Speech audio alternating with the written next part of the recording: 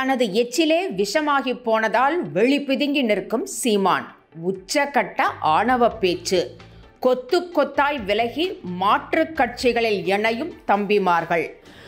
ஆணவ பேச்சு, அகம்பாவம், தகாத வார்த்தைகள், மூத்த அரசியல் தலைவர்களை தரம் தாழ்ந்து விமர்சிப்பது என சீமான் தொடர்ந்து பேசி வருவதாக நடுநிலையாளர்கள் கருத்து தெரிவித்து வந்திருந்தனர். மேலும் அவர் பாஜகவின் பி டீம் என்றும் ஜூனியர் சங்கி என்றும் விமர்சனம் செய்து வந்தனர். ஆனால் இதனை ஏற்க மறுத்த தம்பிமார்கள் சீமானை ரோல் மாடலாக கொண்டு சொந்த வேலை வெட்டிகளை விட்டுவிட்டு கட்சிக்காக உழைத்து ஓடாய் தேய்ந்தனர். ஆனால் சீமானோ கொஞ்சம் கூட கூச்சமே இல்லாமல் விலை உயர்ந்த சொகுசு கார், ஈசிஆரில் ஆடம்பர பங்களா என வலம் வருகிறார்.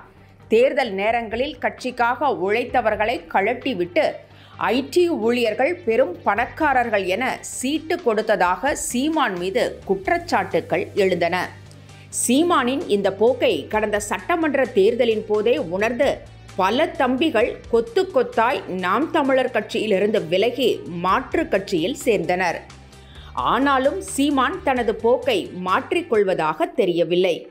இதன் காரணமாக ஒரு கவுன்சிலர் சீட்டை கூட அவர் வென்றெடுக்க முடியவில்லை என்ற விமர்சனமும் எழுந்தது. என்றாலும் தனக்கு கொடுத்த அசைன்மெண்ட்டை சீமான் தெளிவாக செய்து வருவதாகவும் புகார் தெரிவிக்கப்பட்டது.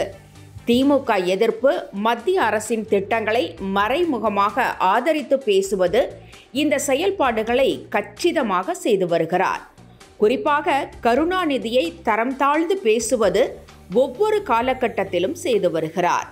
இதையெல்லாம் ஒவ்வொரு முறையும் நடுநிலையாளர்கள் கண்டித்து வந்த போதிலும் சீமான் மீது நம்பிக்கை வைத்த தம்பிமார்கள் அவரை முழு மூச்சாக நம்பினர். யாரையடா சங்கி என கூறினா என கொதித்து போய் செருப்பை பொது மேடையில் தூக்கி காட்டிய சீமான் தான் ஒரிஜினல் அக்மார்க் சங்கி என்பதை ஒவ்வொரு செயலிலும் பேச்சிலும் வெளிப்படுத்தி வந்தார். இதன் உச்சகட்டமாக சங்கி என்றால் தோழன் என்று கூறினார். அதுவரை அமைதி காத்து வந்த தம்பிகள் கொதித்து போயினர். கட்சியிலிருந்து கூட்டம் கூட்டமாக விலகி மாற்று கட்சிகளில் சேர்ந்து வருகின்றனர்.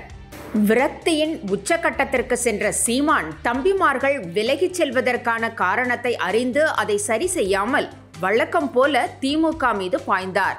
தான் துப்பும் எச்சிலை திமுக வளர்ப்பதாக வழக்கமான ஒரு தரம் தாழ்ந்த விமர்சனத்தை செய்தார். இப்பொழுது அவர் துப்பும் எச்சிலே அவருக்கு விஷமாக மாறி வருகிறது. சீமானை கண்டித்து நாள்தோறும் மாவட்டம் தோறும் நூற்றுக்கணக்கான முக்கிய நிர்வாகிகள் விலகி உடனடியாக மாற்று கட்சிகளில் இணையும் நிகழ்ச்சி நாள்தோறும் நடைபெறுகிறது. ஆனாலும் தனது போக்கை சீமான் மாற்றிக்கொள்ளவில்லை.